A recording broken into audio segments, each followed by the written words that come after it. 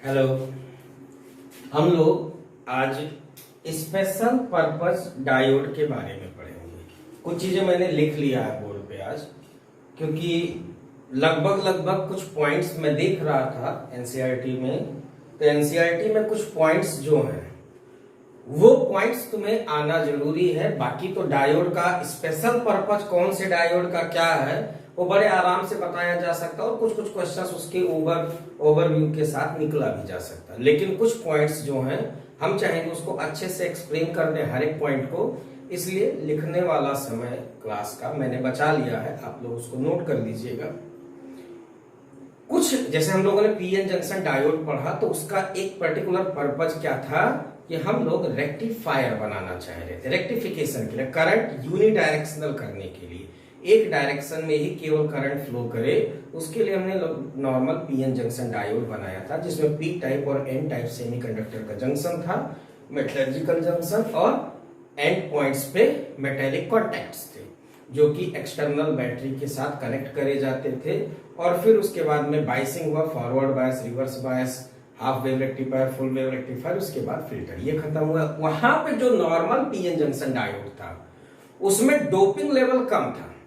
उसमें जो doping level होता है पर एटम, डोपिंग का एक atom 10 to the power 6 to 10 to the power 8 atoms में कहीं एक एटम डोप किया जाता था जब हम नॉर्मल पीएन जंक्शन डायोड बनाते थे। लेकिन अब यहां पे doping level PN junction diode ही रहेगा, बट स्पेशल पर्पज के लिए जब यूज करेंगे तो हमें डोपिंग और मटेरियल ऑफ द डायोड बदलना पड़ेगा। जैसे वहां केवल सिलिकॉन या जर्मेनियम से काम चल जा रहा था, यहाँ पे जो डिफरेंट टाइप ऑफ डायोड से वो भी बना दिया जाए तो वो काम भी करेगा पीएन जंक्शन, लेकिन ये ज्यादा कॉस्टली पड़ेगा। वो सिलिकॉन जो है इजीली अवेलेबल है तो सिलिकॉन का डायोड सबसे सस्ता पड़ता है, जर्मेनियम का थोड़ा सा उससे कॉस्टली पड़ता है, लेकिन वो ज्यादा यूज लो टेम्परेचर्स पे करे जाते हैं। जैसे मान लो कि सियाचिन वगैरह में, मिलिट्री बेस कैंप में जो सेमीकंडक्टर डिवाइसेस वगैरह लगे होंगे वो सारे लगभग जर्मेनियम के बने होंगे, क्योंकि उनका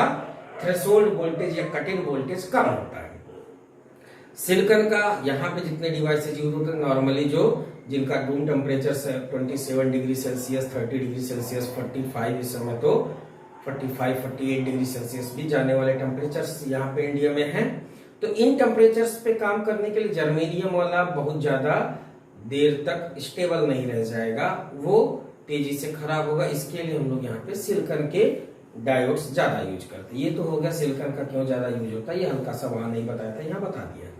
अब स्पेशल पर्पस डायोड में हम लोग, जैसे मान लो हम पहला डायोड, जैसे स्पेशल पर्पस डायोड हमें पढ़ना क्या है, जनरेटर डायोड, फिर ऑप्टो इलेक्ट्रॉनिक डिवाइसेस, उसमें आता है photo diode. Opto electronic devices का मतलब जो कि ऑप्टिकल सिग्नल, मतलब फोटॉन्स, लाइट की इंटेंसिटी के साथ वहां पे चार्ज कैरियर का जनरेशन हो रहा हो, या चार्ज कैरियर्स के मिलने के कारण, रिकॉम्बिनेशन के कारण फोटॉन्स या लाइट एमिट कर रहा हो, तो ऐसे डिवाइसेज को हम लोग बोल देते हैं opto electronics devices, opto electronic semiconductor devices. उसमें हम लोग फोटो डायोड पढ़ेंगे, लाइट एमिटिंग डायोड पढ़ेंगे जिसको एलईडी बोलते हो, खूब जानते हो, एलईडी नहीं, एलईडी टीवी, एलईडी बल्ब, ये सारी चीजें हम लोग जानते हैं, खूब जानते हैं।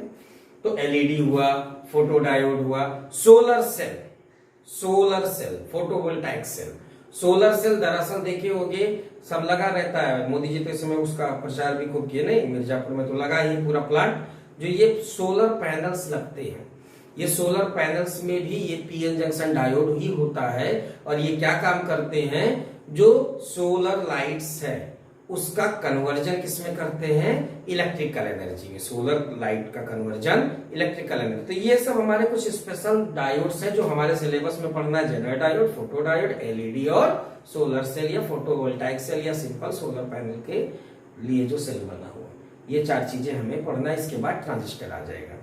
तो इसमें सबसे पहला जो है हमारे पास जनरेटर डायोड। हम लोगों ने नॉर्मल पीएन जंक्शन डायोड में कहा doping level 1:10 to the power 6 to 10 to the power 8। हम लोगों ने क्या लिया, doping level 1:10 to the power 6 to 10 to the power 8, जबकि जनरेटर डायोड में इतना ही अंतर होता है 10 to the power 5। Doping level बढ़ गया, 10 टू द पावर 5 एटम में ही एक एटम डाल दिया गया, जबकि वहां पे 10 टू द पावर 6 एटम या 10 टू द पावर 7 एटम या 10 टू द पावर 8 एटम में एक डोपिंग का एटम हम लोग डोप करते हैं। तो नॉर्मल पीएन जंक्शन डायोड के लिए ये डोपिंग लेवल है, और थोड़ा सा हमने डोपिंग लेवल बढ़ा दिया तो हमारे पास जो स्पेशल पर्पस डायोड पहला बना वो कौन सा बना, जेनर डायोड। हम लोगों का कौन सा डायोड बना, जेनर डायोड। अब जेनर डायोड एक एक पॉइंट पढ़ूंगा, एक्सप्लेन कर। It is fabricated by heavily doping on both P and N side of the junction. P मान लो इधर साइड है, एन इधर साइड है, पी साइड और एन साइड जंक्शन के दोनों साइड में, ऐसा नहीं कि केवल पी साइड में हेवीली डोप करते या केवल एन साइड में, नहीं, दोनों साइड में doping level normal PN junction diode से ज्यादा कर देते। क्यों करते हैं और उससे क्या इफेक्ट आता है वो आगे भी मैकेनिज्म में समझेंगे। ये पीएन जंक्शन डायोड के लिए तो फैब्रिकेशन के लिए पहला पॉइंट हुआ। दूसरा पॉइंट, अच्छा, और जेनर डायोड का नाम क्यों पड़ा है, क्योंकि जेनर साइंटिस्ट थे, सी जेनर साइंटिस्ट थे जिन्होंने इस डायोड का खोज किया, तो उन्हीं के रेस्पेक्ट में इसका नाम रखा गया है जेनर डायोड। और जेनर डायोड जो एक्शन करता है उसमें भी इसी नाम से जेनर ब्रेकडाउन एक नाम होता है और एक होता है एवलांचे ब्रेकडाउन। वैसे वो सिलेबस में नहीं, ये नाम ले लिया, हल्का सा लास्ट में समझा दूंगा क्या होता है। मुझे ये चीजें बहुत आती है, लेकिन बहुत सारी चीजें तुम्हें बता दूं और तुम्हारे किसी काम का ना रह जाए तो कोई फायदा नहीं। ऑलरेडी हम लोग लास्ट मोमेंट में चल रहे हैं, तो हम उतनी ही चीजों को कवर करेंगे जितना तुम्हारे में पूछा जाए। हमें यहाँ इंजीनियरिंग नहीं करना है ना, नहीं पता लगे मैं 4 लेक्चर खाली जनरल डायोड पे दे रहा हूँ और मस्त हूँ, तुम भी खुश रहे। इतने न्यूमेरिकल बनते जितने न्यूमेरिकल लॉज ऑफ मोशन में बनते थे, जनरल डायोड में इतने टाइप के न्यूमेरिकल्स बनते। तुम्हें भी मजा आ रहा, हमें भी पढ़ाने में मजा आ रहा, उस मजा के चक्कर में तुम रिसर्च करके पता लगा यहीं फंसे रह जाओगे, तो बहुत रिसर्च नहीं करने का मूड है। हम जनरल डायोड को सिंपल वे में जितना एनसीईआरटी में दिया हो उतने पे एक्सप्लेन करके आगे निकल जाएंगे, फिर बाद में प्रैक्टिस क्वेश्चंस की देख ली जाएगी। It is design to operate under reverse bias in breakdown region. ध्यान देना, नॉर्मल पीएन जंक्शन डायोड को हम ब्रेकडाउन में ले ही नहीं जाते थे। हमने कहा था कि अगर ब्रेकडाउन वोल्टेज से ज्यादा वोल्टेज हो जाएगा तो डायोड जो होगा वो बर्नआउट हो जाएगा, जबकि यह भी पीएन जंक्शन डायोड है, बस केवल इतना चेंज करने पे कि जहां 10 टू द पावर 6 एटम में एक एटम डोपेंट का डालते थे, वहां 10 टू द पावर 5 एटम में एक एटम डोपेंट का डालने लगे। डोपिंग लेवल में इतना चेंज किया तो जो रिवर्स ब्रेकडाउन रीजन में जाने पे normal PN junction diode burnout हो जाता था, डिस्ट्रॉय कर जाता था, खत्म हो जाता था, काम करना बंद कर देता था। वही पीएन जंक्शन डायोड अभी भी है, बस स्लाइटली ग्रेटर डोपिंग लेवल है वहां पे। तब हम इसका ऑपरेशन किस रीजन में करने जा रहे हैं, ब्रेकडाउन रीजन में। अब ब्रेकडाउन वोल्टेज तो हर एक डायोड का फिक्स होता है, वो उसके ऊपर स्पेसिफिकेशन में दिया रहता है। तो पीएन जंक्शन डायोड जो है हमारे पास, पीएन जंक्शन डायोड नॉर्मल होता तो ब्रेकडाउन वोल्टेज का इंपॉर्टेंस था वहां भी, क्योंकि मुझे reverse breakdown voltage, reverse bias में जब जाए डायोड तो रिवर्स ब्रेकडाउन वोल्टेज से ज्यादा वोल्टेज वहां पे peak value of voltage reverse bias में ब्रेकडाउन वोल्टेज से ज्यादा ना आए, जिससे सेफ बना रहे। यहां भी ब्रेकडाउन वोल्टेज का इंपॉर्टेंस है। और हम क्या करेंगे, जब ब्रेकडाउन रीजन में काम करना तो हमारे पास स्पेसिफिकेशन में जो दिया होगा breakdown voltage of general diode, उस ब्रेकडाउन वोल्टेज से ज्यादा वोल्टेज रिवर्स बायस का लगाएंगे, या कम से कम उतना लगाएंगे जिससे कि डायोड ब्रेकडाउन रीजन में चला जाए। फिर हमारा प्रॉपर स्पेशल पर्पज इस जनरल डायोड का यूज हो पाएगा। वो कैसे होगा समझाता हूं, कुछ चीजें जान लेते हो। The reverse breakdown voltage of Zener diode is called Zener voltage. इसको बीजेड से रिप्रेजेंट करते हैं। जैसे बीबीआर लिखते थे नॉर्मल पीएन जंक्शन डायोड में ब्रेकडाउन वोल्टेज, वैसे यहां पे जेनर डायोड के लिए, क्योंकि जेनर वोल्टेज बार बार नाम लिया जाएगा, तो जेनर वोल्टेज क्या होता है जेनर वोल्टेज होता है breakdown voltage of the general diode. Commercially VZ का रेंज 3 वोल्ट से लेकर के 300 वोल्ट तक अवेलेबल है। ये वीजेड की वैल्यू कोई एक जनरल डायोड जिसका 3 वोल्ट का रिक्वायरमेंट है, हमें वीजेड चाहिए 3 वोल्ट का ले लेंगे, 5 वोल्ट चाहिए 5 वोल्ट का, 10 वोल्ट का 10 वोल्ट का, लगभग कॉमर्शियली हमारे पास 300 वोल्ट तक जनरल ब्रेकडाउन वोल्टेज का जनरल डायोड अवेलेबल है। अब इसका मेन यूज क्या है? इसका मेन यूज है as a voltage regulator, voltage को रेगुलेट करने के लिए। कहीं जब वोल्टेज फ्लक्चुएट कर रहा हो, जैसे सपोज हमारे पास फुल वेव रेक्टिफायर है ना, फुल वेव रेक्टिफायर है, फुल वेव रेक्टिफायर का जो आउटपुट वोल्टेज है वो वेरी करता है एक ही डायरेक्शन में, लेकिन उसका मैग्नीट्यूड वेरी करता है। तो इस वेरिंग मैग्नीट्यूड को अगर मुझे कांस्टेंट करना हो और एक पर्टिकुलर वैल्यू पे, तो उस वोल्टेज का जनरल डायोड लेकर के आओ, ऐसा जनरल डायोड लाओ जिस वोल्टेज का तुमने फुल वेव रेक्टिफायर का पीक बनाया है, पीक बनाया है, मान लो 5 वोल्ट का तुमने पीक तैयार किया फुल वेव रेक्टिफायर का, फुल वेव रेक्टिफायर का आउटपुट का पीक जो रहा वो 5 वोल्ट है। तो 5 वोल्ट अगर तुम्हें आउटपुट मेंटेन करना हो, टाइम के साथ ना वेरी करे, तो तुम क्या करो, 5 वोल्ट का जनरल डायोड लेकर के आ जाओ, 5 वोल्ट का जनरल वोल्टेज का एक जनरल डायोड ले आओ, फिर उसको जनरल ब्रेकडाउन रीजन में लेकर के अप्लाई करो, रिवर्स बायस वोल्टेज में लगाओ, तुम्हें आउटपुट में जो वोल्टेज मिलेगा वो रेगुलेटेड मिलेगा। अनरेगुलेटेड सप्लाई दोगे, रेगुलेटेड मिलेगा, 5 वोल्ट कांस्टेंट बना हुआ मिलेगा, टाइम के साथ चेंज नहीं करेगा। तो बहुत इंपॉर्टेंट एप्लीकेशन है just as a voltage regulator, क्योंकि बहुत सारे ऐसे अप्लायंसेस हैं, बहुत सारे ऐसे अप्लायंसेस हैं जहां जरा सा भी वोल्टेज फ्लक्चुएशन हुआ काम करना बंद कर देते हैं, काम करना बंद कर देते। जैसे मैं तो सोनी फैमिली से हूं, नाम टाइटल तो जानते ही है ना। तो अभी कल ही बात हो रहा था, इस समय लॉकडाउन में घर पे हैं, तो आप अपना कुछ काम कराने गए होंगे, तो बताने लगे कि जो मशीन्स आई हैं सोने की टेस्टिंग की, मॉडर्न मशीन्स, वो हल्का सा वोल्टेज फ्लक्चुएशन होता है। जैसे मान लो लाइट का सप्लाई है तब तक तो ठीक है, लेकिन कहीं जनरेटर वगैरह का सप्लाई आ जाता है ना, तो जनरेटर सप्लाई में वोल्टेज फ्लक्चुएट करता रहता है पास में, तो वो वोल्टेज फ्लक्चुएशन अगर हल्का फुल्का भी रहा तो मशीन काम करना बंद कर देता है। तो ऐसे हमारे पास बहुत सारे मशीन्स हैं जहां पे वोल्टेज फ्लक्चुएशन बहुत बड़ा मैटर करता है मशीन के परफॉर्मेंस पे। तो ऐसे जगह पे हमें कांस्टेंट वोल्टेज सप्लाई देना होगा, तो वहां वोल्टेज रेगुलेटर की जरूरत पड़ेगी, और जब पड़ेगी तो हमें जनरल डायोड का याद आएगा, वो लेकर के आएंगे। इसके अलावा भी और मेथड से भी बनता है वोल्टेज रेगुलेटर, लेकिन हम वहां क्यों जाना चाहें, हमारे सिलेबस में जो है उसी पे लिमिट करेंगे। तो हम वोल्टेज रेगुलेटर जनरल डायोड से बना सकते हैं। सिंबल बहुत सिंपल है भाई, डायोड बनाना होता तो ऐसे बना देते, पतला लाइन, ये P type N type, general में जेड आता है तो यहाँ पे जेड जैसा कुछ बना दो भाई। इसको अगर हटा दिया तो ये जेड ही लिखा हुआ है, अगर मैं जेड लिखना चाहूँ कैपिटल लेटर का तो थोड़ा सा ज्यादा तिरछा करते हो, ज्यादा तिरछा करके बना दो, या थोड़ा कम तिरछा करो भाई, लगेगा कि मान लो कम पढ़े लिखे हैं, और क्या थोड़ा सा प्रैक्टिस कम किया, राइटिंग अच्छी नहीं है तो ये जेड बन गया, लगभग मान लो जेड ही है। तो जेड से जनरल डायोड बनता है जो एन टाइप रीजन रिप्रेजेंट करता था नॉर्मल पीएन जंक्शन डायोड, वो यहाँ पे जेड बना दिया गया। ठीक है, क्लियर हुआ ये चीज? अब समझते हैं ये चीज। ये एक लाइन लिखा, यहां से यहां तक का पूरा 3-4 लाइन लिखा हुआ है, इसको एक्सप्लेन कर। तो ये चीजें मैंने बोल दिया है। When applied reverse voltage is greater than breakdown voltage Vz, then large change in current.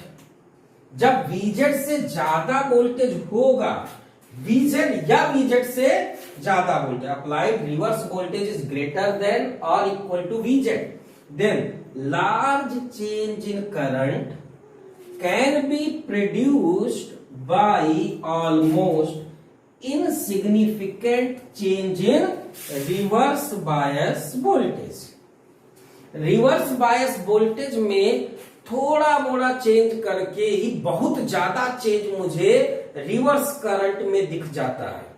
Breakdown voltage से ज्यादा रिवर्स वोल्टेज अगर ब्रेकडाउन में अप्लाई कर देते हैं तो भाई मैंने वीजेड के बाद में बहुत कम चेंज कराया वोल्टेज में, और करंट में लार्ज अमाउंट का चेंज हमें ऑब्जर्व हो रहा है। थोड़ा कम कराए वोल्टेज तो करंट बहुत तेजी से कम हो गया, रिवर्स करंट। थोड़ा सा वोल्टेज बढ़ाए, बहुत ज्यादा अमाउंट का करंट बढ़ गया, तो ऑलमोस्ट क्या मानेंगे, ऑलमोस्ट करंट आईजेड वेरी कर रहा है, almost negligible change in the breakdown voltage, या जनरल वोल्टेज से बहुत कम चेंज में ही रिवर्स बायस में जनरल वोल्टेज ब्रेकडाउन वोल्टेज पहुंचने के बाद थोड़ा मोड़ा चेंज कर रहे हैं तो भी हमें लार्ज अमाउंट का करंट का चेंज आ रहा है। इसका मतलब हम क्या बोल सकते हैं कि जनरल डायोड से पास होने वाला current after the general voltage reverse बायस का वोल्टेज जनरल वोल्टेज से ज्यादा हो जाए तो वोल्टेज में चेंज नेग्लिजिबल ऑब्जर्व होता है, जबकि करंट में चेंज लार्ज अमाउंट का ऑब्जर्व होता है। इसका मतलब एक कांस्टेंट वोल्टेज मेंटेन है, जबकि उसके क्रॉस करंट बढ़ घट दोनों हो सकता है। जनरल ब्रेकडाउन जनरल वोल्टेज से ज्यादा जब हम रिवर्स वोल्टेज अप्लाई करेंगे तो वोल्टेज रिवर्स वोल्टेज ज्यादा अप्लाई करने पे जनरल डायोड से करंट का मैग्नीट्यूड बढ़ भी सकता है, कम भी हो सकता है। मैग्नीट्यूड बढ़ने और कम होने के साथ में जनरल डायोड का जो जनरल वोल्टेज है उतना पोटेंशियल डिफरेंस मेंटेन दिखता है। इसीलिए इसका यूज हम लोग वोल्टेज रेगुलेटर के लिए करते हैं। तो क्या लिखा, when applied reverse voltage is greater than breakdown voltage Vz, then large change in current can be produced by almost insignificant change in reverse bias voltage. In other words, general voltage remains constant even though current through general diode varies over a wide range. This property of general diode is used for regulating supply voltage so that they are constant. तो आप लोग ये सारी चीजें लगभग समझ गए होंगे, जो चीजें बोला हूं ये नोट करिए। इसके बाद हम अगला बताते हैं मैकेनिज्म कैसे वहां पे करंट चेंज लार्ज अमाउंट का होता है। चलिए हम लोग एक मैकेनिज्म ये समझ लेते हैं कि सडनली करंट ब्रेकडाउन के बाद में रिवर्स करंट कैसे इंक्रीज कर जाता है। क्या हुआ कि रिवर्स करंट सडन में इंक्रीज कर गया। हमने ये बोला कि Vz से ज्यादा वैल्यू लिया जाए तो पोटेंशियल डिफरेंस में लगभग insignificant change, zero change negligible करने पे भी sudden increment in the reverse current दिखा। तो क्या कारण रहा होगा ये पता करना केवल हमारे लिए बचा हुआ है, बाकी ना भी पता होगा तो चलेगा। लेकिन यहाँ पे होता क्या, जंक्शन ब्रेक करता है। रिवर्स बायस में है तो रिवर्स बायस में क्या होगा, मैं यहीं पे हल्का सा डायग्राम बना के दिखाऊं। रिवर्स बायस में सपोज ये साइड P रहा, ये साइड N रहा और ये हमारे पास जंक्शन रहा। इधर साइड में यहाँ पे पॉजिटिव आयंस और नेगेटिव, इधर के साइड में पॉजिटिव आयंस आते थे नहीं, और यहाँ नेगेटिव आयंस। तो पॉजिटिव आयन से नेगेटिव आयन की तरफ इलेक्ट्रिक फील्ड आता है। ये internal electric field potential difference बनाता है, जनरल डायोड में भी बनाएगा। अब अगर मैं रिवर्स बायस लगा दूंगा तो ये बैरियर हाइट बढ़ जाता है, as well as barrier height बढ़ने के साथ ये हमारा रिवर्स वोल्टेज पी टाइप को लोअर पोटेंशियल से, एन टाइप को हायर पोटेंशियल से कनेक्ट कर दिया बैटरी के। तो इस केस में क्या होगा कि यहाँ पे जो माइनॉरिटी कैरियर होगा इलेक्ट्रॉन और यहाँ पे जो होल होगा, तो दरअसल होल तो कुछ होता नहीं है, होल तो इलेक्ट्रॉन की वैकेंसी होती है। तो ये इलेक्ट्रॉन इलेक्ट्रिक फील्ड के अपोजिट डायरेक्शन में ड्रिफ्ट करेगा माइनॉरिटी कैरियर। जैसे ही ड्रिफ्टिंग स्टार्ट करेगा तो जंक्शन पे बॉन्ड बंधा हुआ है, जो हमारा सेमीकंडक्टर था, सेमीकंडक्टर के एटम्स, होस्ट एटम्स जो उनके बॉन्ड बंधे हुए हैं, तो फास्ट मूविंग इलेक्ट्रॉन जाकर के एक बॉन्ड को नॉक करे और तोड़ दे। इतनी एनर्जी इलेक्ट्रॉन को हम प्रोवाइड कर दें। तो उस एनर्जी को प्रोवाइड करने के लिए हमें यहाँ पे बाइसिंग करना पड़ा। तो फास्ट मूविंग इलेक्ट्रॉन के पास इतनी एनर्जी कर दे कि होस्ट एटम के बॉन्ड को तोड़ करके इलेक्ट्रॉन और होल पेयर का क्रिएशन कर पाए।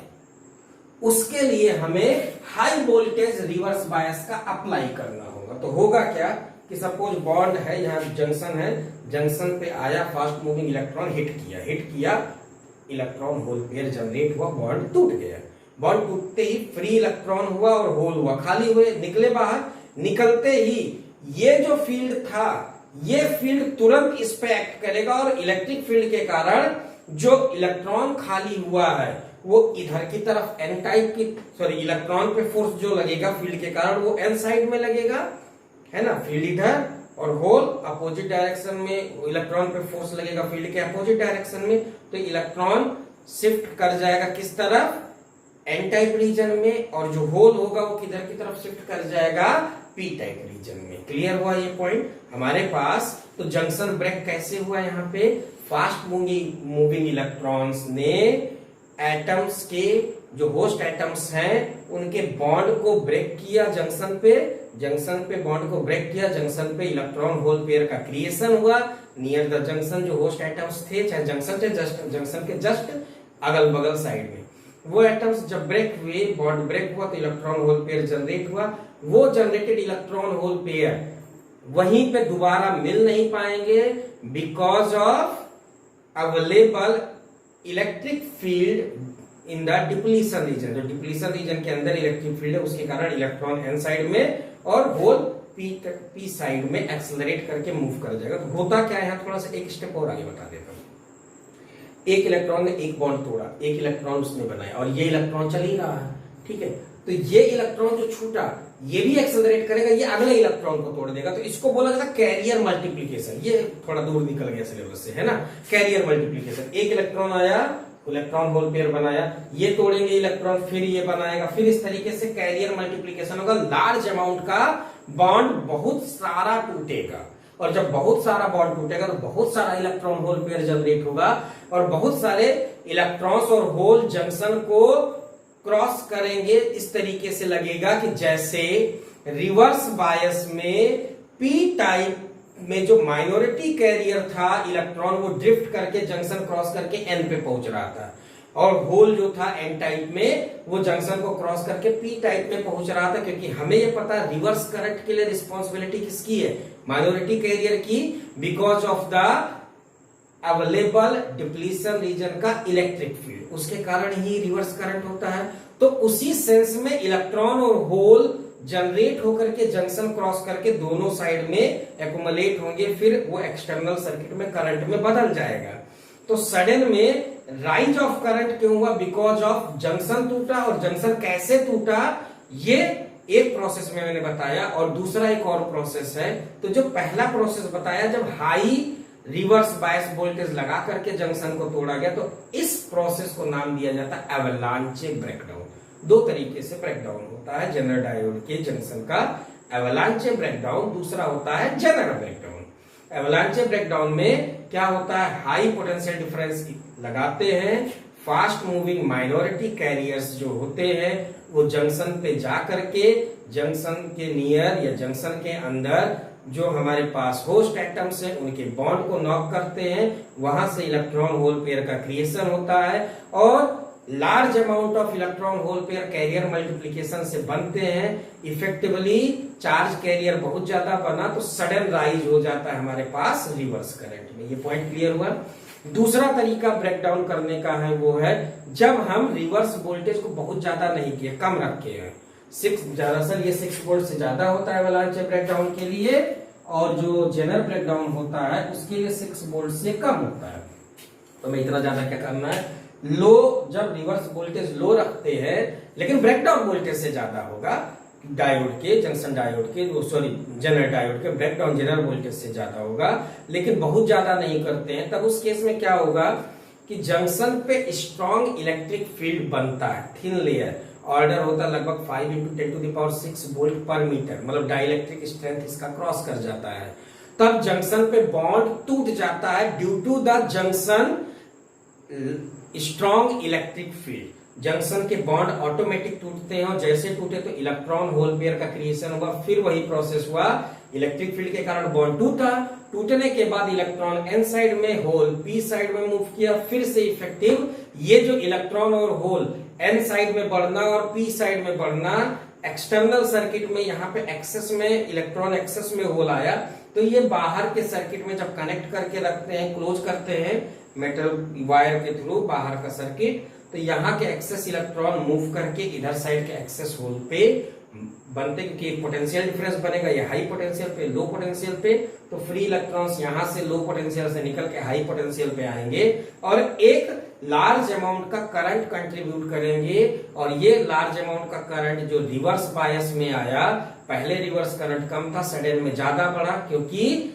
लार्ज अमाउंट का माइनॉरिटी कैरियर्स का क्रिएशन हो गया है।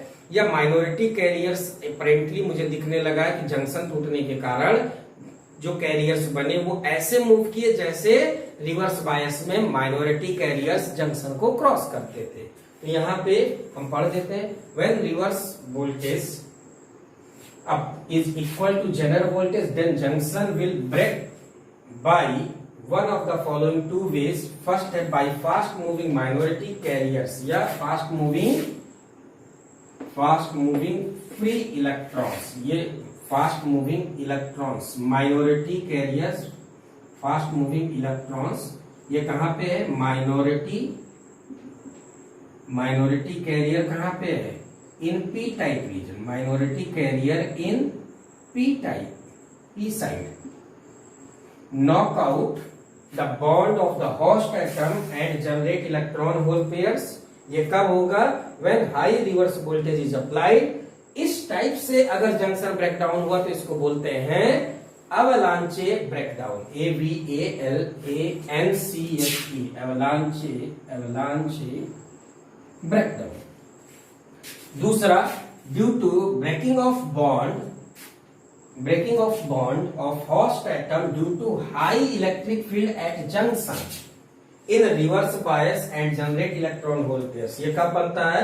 When reverse voltage is low, और लो वोल्टेज में जब ब्रेकडाउन होता है तो इस फिनोमिना को बोलते हैं जेनर ब्रेकडाउन। जेनर और एवलांचे वर्ड का एनसीईआरटी में यूज नहीं है, लेकिन मुझे कहीं ना कहीं चाहे किसी के टेस्ट सीरीज में दिखा हो, कहीं एवलांचे और जेनर ब्रेकडाउन के बारे में पूछा गया है, तो इसलिए मैंने थोड़ा सा एक्सप्लेन कर दिया कि एवलांचे ब्रेकडाउन क्या होता है, जेनर ब्रेकडाउन क्या होता है। और अगर मान लो कहीं आगे बढ़ के आ जाए कि कैरियर मल्टीप्लीकेशन किस में होता है, तो वो एवलांचे ब्रेकडाउन में होता है, जनरल ब्रेकडाउन में नहीं होता, क्योंकि यहाँ लार्ज अमाउंट का इलेक्ट्रिक फील्ड केवल बना होता है, अप्लाई नहीं किया जाता। फास्ट मूविंग इलेक्ट्रॉन्स यहाँ पे बॉन्ड नहीं टूटते। तो आगे लास्ट में लिख देता हूं explanation. Since generated electron hole pairs, electrons move towards N side and holes towards P side due to electric field at the junction which is in the direction of motion of minority carriers electron from P to N and hole from N to P।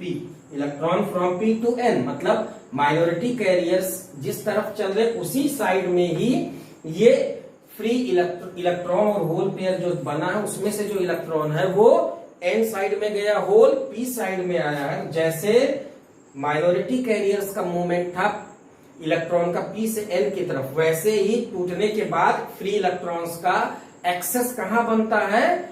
N side region में। Hole का excess कहां बनता है? P side region में। इसीलिए which contribute reverse current, hence after breakdown sudden increment in the reverse current. Clear हुआ ये सारी चीजें? तो आप लोग इसको लिखिए पहले अच्छे से। इसके बाद में हल्का सा VI कैरेक्टरिस्टिक और वोल्टेज रेगुलेशन बचा इसका।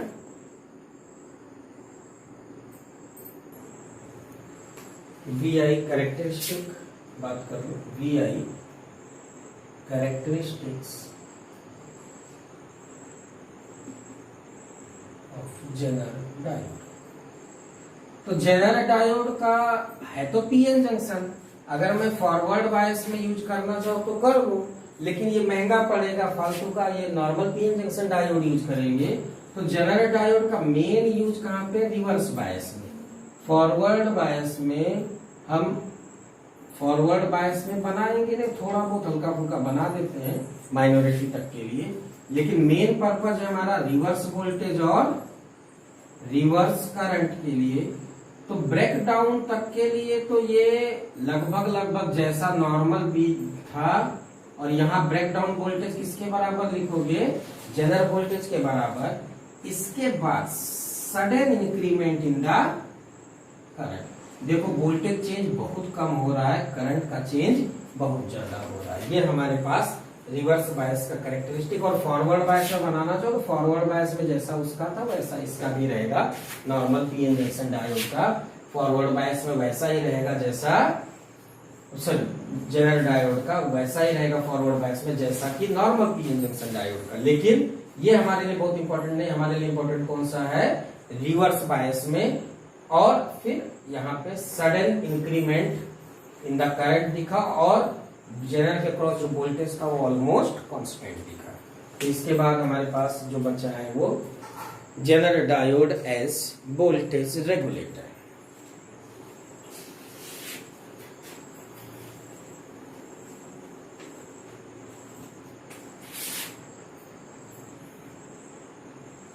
Jenner diode as voltage regulator.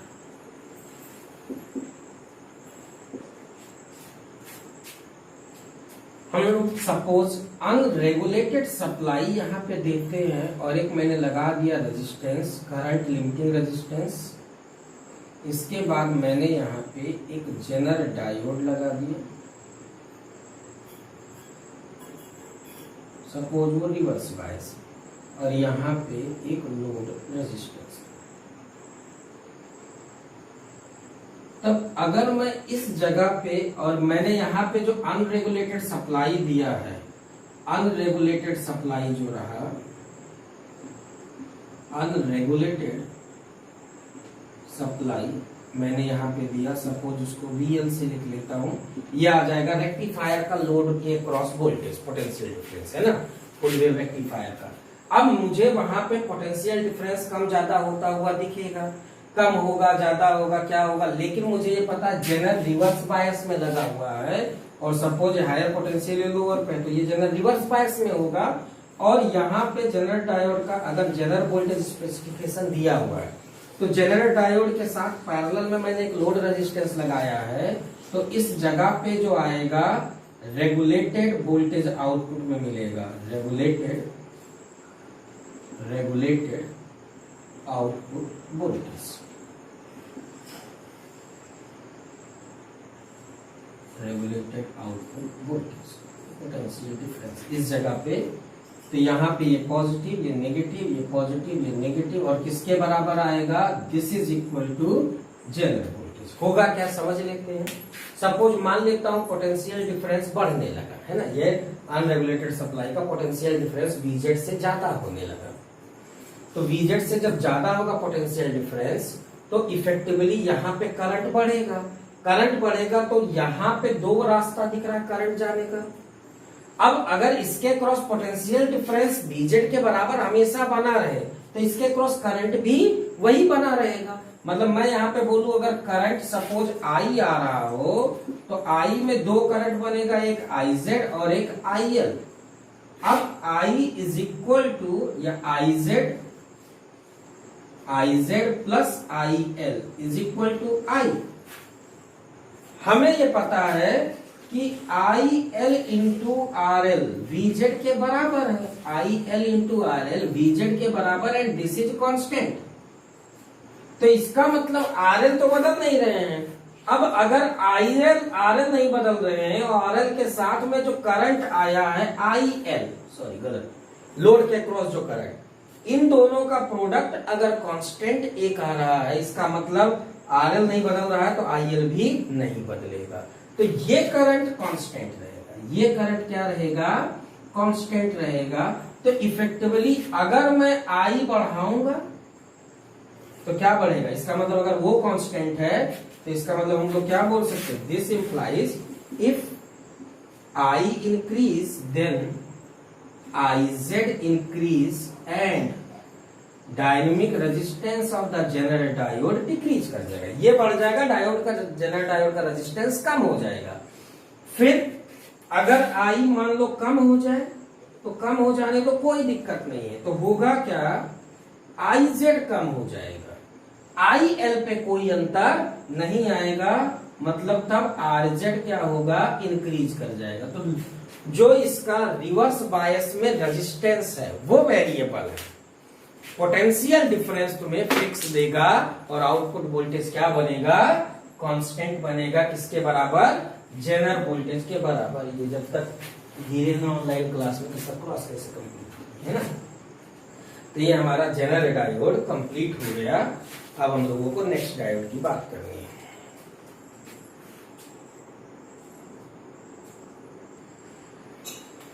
हम लोग अब नेक्स्ट स्पेशल पर्पस डायोड में जो पढ़ेंगे वो पीएन जंक्शन डायोड अभी भी चल ही रहा, पीएन जंक्शन डायोड की बात हो रही है।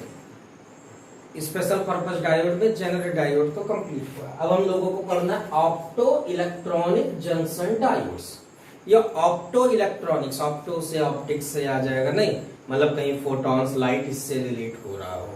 तो जहां भी ऐसे सेमीकंडक्टर डायोड्स जहां पे चार्ज कैरियर्स जनरेट होता हो बाय द फोटॉन्स, या उसी को क्या बोलते हैं, फोटो एक्साइटेशन, मतलब चार्ज कैरियर का generation by the light incident, light या ईएम वेव अगर हम इंसिडेंट कराते हैं और एक पर्टिकुलर रेंज में इंसिडेंट करता है तो वहां पे इलेक्ट्रॉन होल पेयर का जनरेशन होगा।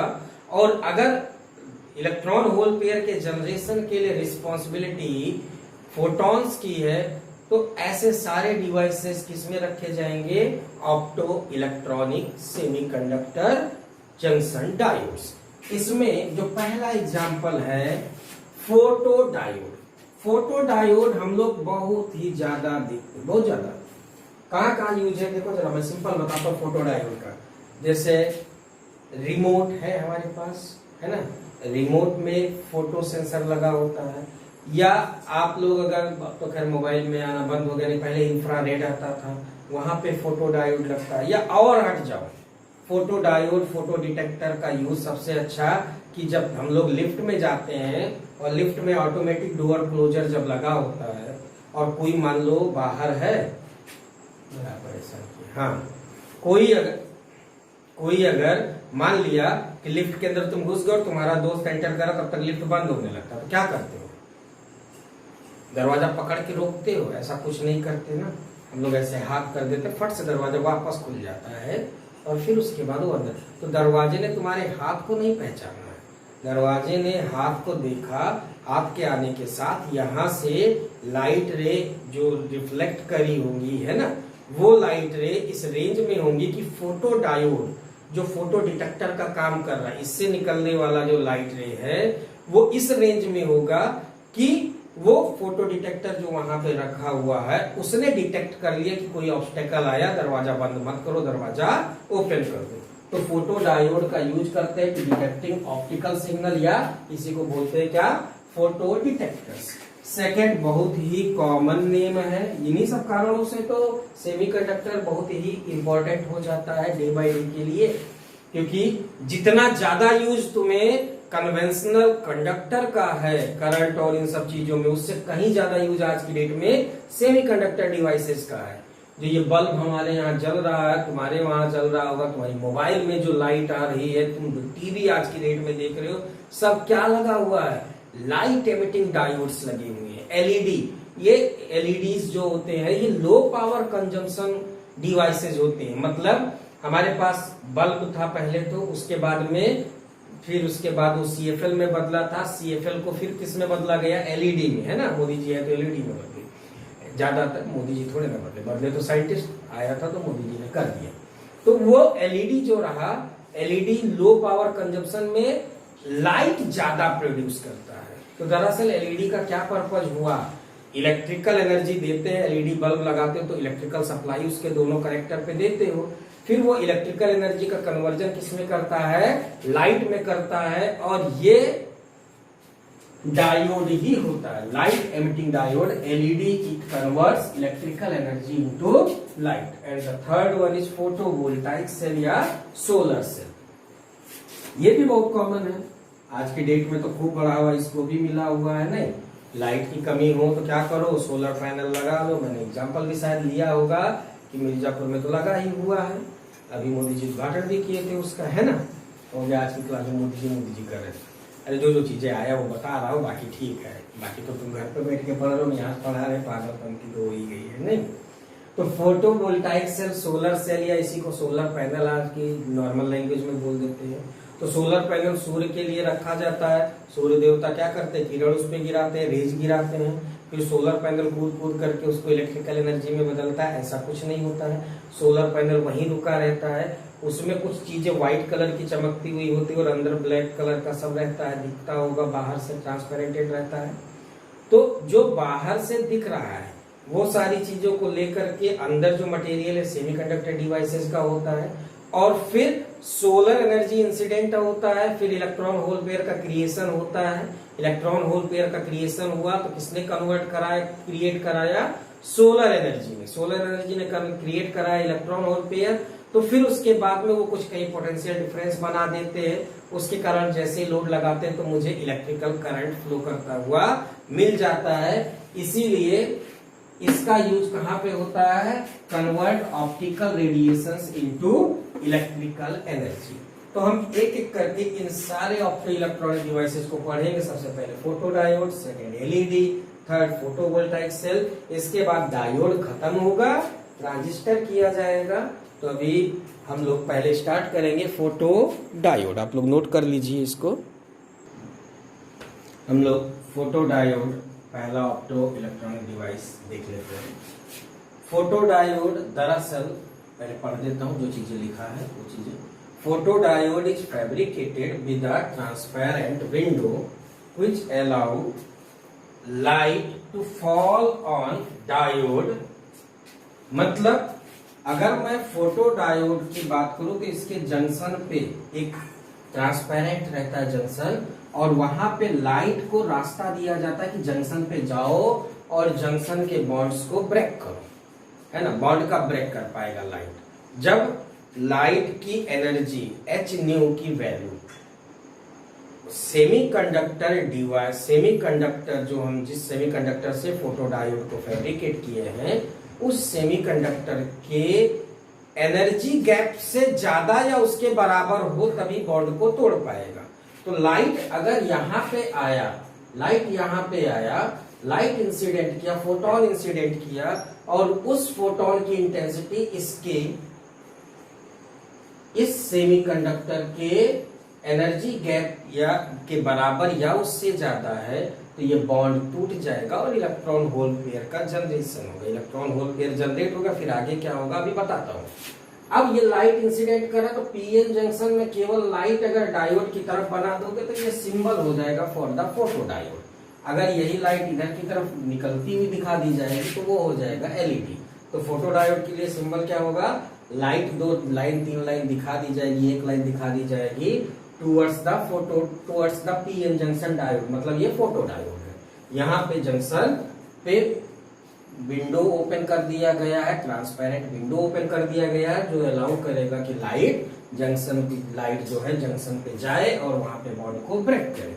तो photodiode is fabricated with a transparent window which allow light to fall on the diode. It is operated under reverse bias. तुम लोगों में क्वेश्चन क्या आता है समझना जरा, क्वेश्चन कहां कहां से बनता है। एक तो यही टाइप का, Zener diode is operated in forward bias, reverse bias, maybe forward bias, maybe reverse bias, or none of the above. ये जेनर डायोड का वोल्टेज रेगुलेशन अगर as a voltage regulator use करना हो तो हम किस बायस में यूज करते हैं, रिवर्स बायस में यूज करते हैं। किस रीजन में, ब्रेकडाउन रीजन में। ऑप्शन सेलेक्ट करो। एक ये क्वेश्चन बनता है। एक क्वेश्चन आता है आईवी कैरेक्टरिस्टिक सेलेक्ट करो कौन सा सही है, दो हो गया। तीसरा हो गया कि वोल्टेज रेगुलेशन लेकर के कुछ क्वेश्चन फॉर्मेशन दे दे कि रेजिस्टेंस बताओ, करंट बताओ, क्या रखा जाए, लिमिटिंग रेजिस्टेंस बताओ कि वीजेड जो हो वो ब्रेकडाउन वोल्टेज के बराबर आ जाए तो करंट डिवीजन रूल वगैरह लगा करके सॉल्व हो जाएगा। ये तीन तरीके से क्वेश्चन वहां पे बनते हैं। वैसे ही पहला क्वेश्चन इसमें सिंबल उम्बल को लेकर के हो सकता है, कैरेक्टरिस्टिक को लेकर के हो सकता है, या ये हो सकता है कि पूछा जाए कि भैया फोटोडायोड में बाइसिंग करते कि नहीं करते, करते तो कौन सी बाइसिंग में काम करता है। तो ये कौन सी बाइसिंग में काम करता है, रिवर्स बाइसिंग। तो रिवर्स बाइसिंग क्यों करते हैं, इसके पीछे रीजन है कि सपोज ये लाइट आया और ये बना देता हूं, मान लो यहाँ पे इलेक्ट्रॉन होल पेयर जनरेट हो गया, इधर बनाता हूं, उल्टा बनाता हूं, इलेक्ट्रॉन होल पेयर जनरेट हो गया, ये बन गया। और इलेक्ट्रिक फील्ड इस डायरेक्शन में ऑलरेडी है इंटरनल इलेक्ट्रिक फील्ड, और उसी फील्ड को ये पोटेंशियल भी सपोर्ट करेगा, तो जब सपोर्टेड पोटेंशियल मिलेगा तो टूटने के तुरंत बाद मौका नहीं मिलेगा कि ये रिकम्बाइन हो जाए। तो ये इलेक्ट्रॉन जो होगा वो इस साइड मूव कराएगा और होल जो होगा फील्ड के कारण इस साइड मूव करके आएगा। इलेक्ट्रॉन जब इधर साइड में इकट्ठा होगा, होल इस साइड में इकट्ठा होगा, तो ये वाला साइड हायर पोटेंशियल पे, ये वाला साइड लोअर पोटेंशियल पे होगा। तो जैसे ही यहाँ पे सर्किट लोड कनेक्टेड हुआ, जैसे ही यहाँ पे लोड कनेक्ट किया जाएगा, तुरंत यहाँ पे हायर पोटेंशियल से लोअर पोटेंशियल की तरफ आई फोटो करंट एक्सटर्नल सर्किट में फ्लो करना शुरू कर देगा। ये करंट रिवर्स बायस में ही चल रहा होगा, क्योंकि यहाँ पे इलेक्ट्रॉन्स का एक्युमुलेशन हो जाएगा और इस साइड में होल्स एक्सेस में है ऑलरेडी, लेकिन ये एक्स्ट्रा होल आया, ये एक्स्ट्रा इलेक्ट्रॉन आया है जो कि इक्विलिब्रियम कंडीशन से अलग है, इक्विलिब्रियम कंडीशन में जो था उससे अलग है, ये नया आ गया। इस इलेक्ट्रॉन इस होल के कारण इफेक्टिवली इस इलेक्ट्रॉन और इस होल का यहाँ पे काउंटर इमोबाइल चार्ज नहीं है। बाकी जो इलेक्ट्रॉन्स पड़े थे, जो बाकी होल्स यहाँ पड़े थे, उन होल्स के करेस्पॉन्डिंग यहाँ पे नेगेटिव आयंस था, यहाँ के बाकी मेजॉरिटी कैरियर इलेक्ट्रॉन्स के करेस्पॉन्डिंग यहाँ पे पॉजिटिव आयंस था हमारे पास पेंटावैलेंट इम्प्योरिटी का। लेकिन जो ये इलेक्ट्रॉन आया है, ये होल आया है, इसका कोई यहाँ पे न्यूट्रल करने वाला पार्ट नहीं, क्योंकि ये इलेक्ट्रॉन और ये होल जब मिलेगा तभी न्यूट्रल होगा। यही दोनों एक बॉन्ड में थे, टूट गए, तब इस केस में यहाँ पे नेगेटिव पोटेंशियल, यहाँ पे पॉजिटिव पोटेंशियल बना, मतलब ये पोटेंशियल हाई, ये पोटेंशियल लो, तो हाई से लो की तरफ करंट फ्लो करना स्टार्ट कर देगा। अब करंट कितना अमाउंट का फ्लो करेगा ये डिसाइड करेगा कितना पर सेकेंड यहाँ पे होल और इलेक्ट्रॉन पेयर जनरेट हो रहा। तो जितना होल और इलेक्ट्रॉन पेयर जनरेट करना हो, उतना ही लाइट का अमाउंट, इंटेंसिटी ऑफ लाइट ज्यादा करना पड़ेगा, क्योंकि एक फोटोन एक ही बॉन्ड को तोड़ेगा, एक फोटोन एक इलेक्ट्रॉन को नॉक करके बाहर निकालेगा। ये हम लोग को तो पता है ना फोटो इलेक्ट्रिक इफेक्ट से।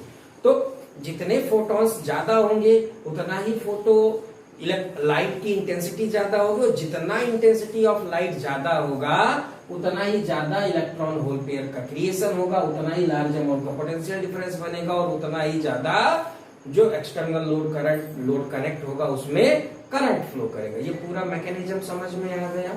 मैकेनिज्म समझ में आ गया तो फटाफट पढ़ता हूं और कुछ पॉइंट से उसको नेक्स्ट स्लाइड में लिख करके कंप्लीट करता हूं। When photodiode is illuminated with light, photons with energy greater than, energy photon की h के बराबर है, greater than energy gap of semiconductor, then electron hole pair generated due to photon absorption. Photon absorb हुआ, इसी कारण से electron hole pair का generation हुआ।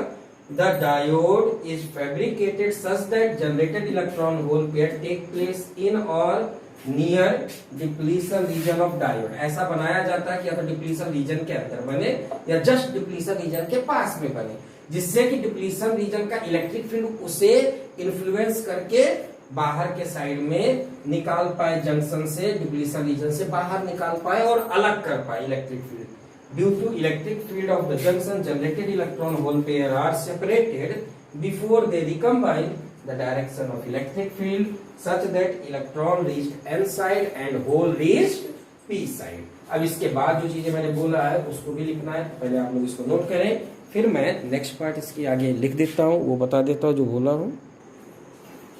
तो हम अगर जो चीजें बात की हैं वो चीजें मैंने लिख दिया है ना। लिखा क्या है, सब कुछ एनसीईआरटी की लाइन्स है लगभग। अगर तुम लोग ध्यान से जाकर एनसीईआरटी पढ़ो तो तुम लाइंस और भी अपनी तरफ से बना सकते, लेकिन 99% चीजें जो तुम्हारे काम की थी मैंने बाहर निकाल दी है। कुछ चीजें अपनी तरफ से ऐड कर दिया है, थोड़ा बहुत जो मुझे आता है ऐसा मैं सोचता हूँ, पता नहीं आता है कि नहीं, जो आता है मान लिया जाए। Collected electrons on N side and holes on P side giving rise to an EMF. बताया था भाई, इलेक्ट्रॉन इधर इकट्ठा हुआ, होल इधर इकट्ठा हुआ, इस इलेक्ट्रॉन का कैंसिलेशन करने वाला कोई पॉजिटिव आयन नहीं है एन साइड में, और जो ये इलेक्ट्रॉन होल पेयर में से इलेक्ट्रॉन टूट के इधर गया, होल टूट के इधर आया, इसके करेस्पॉन्डिंग कोई नेगेटिव आयन नहीं है पी साइड के पास। तो इलेक्ट्रॉन यहाँ जो इकट्ठा हुआ, होल जो यहाँ इकट्ठा हुआ, इफेक्टिवली एन साइड को नेगेटिवली चार्ज आयन बना दिया है, आयनाइज्ड कर दिया है, नेगेटिवली चार्ज, और पी टाइप को होल्स ने पॉजिटिवली चार्ज कर दिया, तो पी साइड और एन साइड के बीच में एक ईएमएफ जनरेट हो जाएगा या पोटेंशियल डिफरेंस बनेगा, और जैसे ही लोड कनेक्ट करोगे करंट फ्लो कर जाएगा। When external load is connected current flows, the magnitude of the current depends on the intensity of incident light. जितना ज्यादा इंटेंसिटी उतना ज्यादा इलेक्ट्रॉन होल पेयर बनेगा, उतना ज्यादा फोटोन होगा उतना ज्यादा इलेक्ट्रॉन होल पेयर बनेगा, उतना ज्यादा अमाउंट का करंट फ्लो करेगा। मतलब करंट जो आया फोटो डायोड में एक्सटर्नल सर्किट में करंट जो आएगा, that current directly proportional to the intensity of light. जितना ज्यादा इंटेंसिटी उतना ज्यादा करंट। अब इसका वीआई कैरेक्टरिस्टिक जब बनाना है तो रिवर्स बायस में ही ऑपरेट होता है। रिवर्स बायस बोलते रिवर्स करंट, मैंने बनाया, समझना ध्यान से। जब रिवर्स वोल्टेज बढ़ा रहे थे तो धीरे धीरे धीरे धीरे करंट बढ़ रहा था एक पर्टिकुलर इंटेंसिटी पे। सपोज ये समझ लेना सिंपल जाओ, सैचुरेशन करंट फोटोन का और फोटो इलेक्ट्रिक इफेक्ट में, भाई पर सेकेंड मान लो 100 फोटॉन्स ने इंसिडेंट किया और उसने 90 बॉन्ड्स को तोड़ दिया, मतलब पर सेकेंड 90 इलेक्ट्रॉन्स जनरेट हुए, 90 होल बनी। ये दोनों साइड में खड़े हैं। अब ये दोनों साइड में पोटेंशियल डिफरेंस क्रिएट किए और इसके कारण इलेक्ट्रॉन इधर से मूव करके इधर से आके होल्स में घुसेगा, फिर इस तरह से करंट एक्सटर्नल सर्किट में चलेगा। पर सेकेंड जितने इलेक्ट्रॉन होल पेयर बन रहे हैं उतना शुरुआत में तो नहीं जा रहा होगा सारा का सारा। मान लो शुरुआत में 90 में से 10 इलेक्ट्रॉन से ही पर सेकेंड करंट कंट्रीब्यूट करा रहे थे, थोड़ा और बढ़ाया रिवर्स वोल्टेज, थोड़ा और ज्यादा जाने लगे। एक टाइम ऐसा आएगा कि जितने इलेक्ट्रॉन होल पेयर पर सेकंड बन रहेंगे वो सारे के सारे करंट कंट्रीब्यूट करा रहे होंगे। तब उसके बाद रिवर्स वोल्टेज बढ़ाओगे तो करंट का मैग्नीट्यूड नहीं बढ़ेगा, तो करंट ऑलमोस्ट कांस्टेंट हो जाएगा एक पर्टिकुलर इंटेंसिटी के लिए। लेकिन अब इंटेंसिटी बढ़ा दो, तो इंटेंसिटी बढ़ाओगे तो number of electron hole pair creation पर सेकंड शुरुआत से ही बढ़ जाएगा, तो उसमें भी क्या होगा, धीरे धीरे करंट बढ़ के आएगा। फिर धीरे धीरे एक टाइम ऐसा आएगा जितना जनरेट हो रहा होगा सब पहुंच रहा होगा, तब उस केस में इंक्रीज्ड सैचुरेशन करंट दिखेगा और एवरी लेवल पे इंक्रीज्ड रिवर्स करंट भी दिखेगा। तो हमने 3 ग्राफ बना दिया कंपैरिजन के लिए। यहाँ I1, I2, I3 क्या है, intensity of light, not current. Current को तो इधर दिखाया गया है, समझ में आई बात। तो इसका मतलब देखा जाए तो ज्यादा इंटेंसिटी, ज्यादा करंट जो है I3 के करेस्पॉन्डिंग है, सैचुरेशन करंट उससे कम I2 के करेस्पॉन्डिंग, उससे कम I1 के करेस्पॉन्डिंग। इसका मतलब I3 का इंटेंसिटी I2 से ज्यादा होगा और I2 का I1 से ज्यादा होगा। ये ग्राफ याद रखना, रिवर्स बायस में ऐसे ही कुछ ग्राफ बनेगा। फोटो डायोड मेरा कंप्लीट हुआ। अब हमारा जो नेक्स्ट पार्ट है इसके बाद लाइट एमिटिंग डायोड और सोलर सेल। तो ये हम लोग आज यही रोकते हैं और नेक्स्ट लेक्चर में इसको कंप्लीट किया जाएगा, ठीक है, क्योंकि हो गया लगभग टाइम कंप्लीट हो गया एक लेक्चर का। तो ठीक है, हम लोग आज की क्लास यही रोकते हैं। आप लोग रिवीजन करते रहे, अच्छे से पढ़ते हैं। Thank you.